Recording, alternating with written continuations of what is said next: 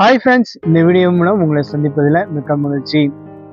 நம்ம நிறைய நேரத்தில் நிறைய விதத்தில் நம்முடைய வாழ்க்கையில் தீங்கு வந்துடுமோ, நம்ம வாழ்க்கையில் அசம்பாவிதங்கள்லாம் வந்துடுமோ என்று சொல்லி பல விதத்தில் நம்ம ஒரு வேளை பயந்து போய் ரொம்ப என்ன செய்ய போகிறோம் ஏது செய்ய போகிறோம்னு சொல்லி கலங்கி போய் நின்னீங்கன்னா, இன்னைக்கு ஆண்டவர் ஒரு வார்த்தை சொல்றாரு. செப்பனியா 3ஆம் அதிகாரம் 15ஆவது வசனத்தில் நம்ம வாசிக்கிறோம்.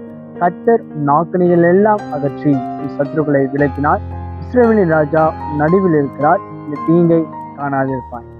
எனவே இந்த வசனத்தின்படி கர்த்தர் உங்க நடுவில் இருக்கு அப்படின்னால வேதம் சொல்லுது, இஸ்ரவேலின் ராஜாவாகிய தேவனாகிய கர்த்தர் உங்க நடுவில் வாசம் பண்ணிக்கிறது நிமித்தமா, உங்க நடுவில் உலாவுறது நிமித்தமா இனி நான் தீங்கை பார்க்க மாட்டேன், என் வாழ்க்கையில நன்மையை மாத்திரம்தான் பார்ப்பேன் என்று சொல்லி ஆண்டவரை நீங்க விசுவாசிக்கும் பொழுது, ஆண்டவரை நீங்க நம்பும் போது ஆண்டவர் என்ன தெரியுமா செய்வாரு? உங்களுடைய வாழ்க்கையில இருக்க எல்லா தீங்குகளிலிருந்தும் ஆண்டவர் உங்களை விலக்கி ஆண்டவர் பாதுகாத்து உங்களை ஆண்டவருடைய மகிழ்ச்சினால சந்தோஷத்தினால ஆனந்த கழிப்புல உதடுகளினால் ஆண்டவர் உங்களை துதிக்க வைப்பார்.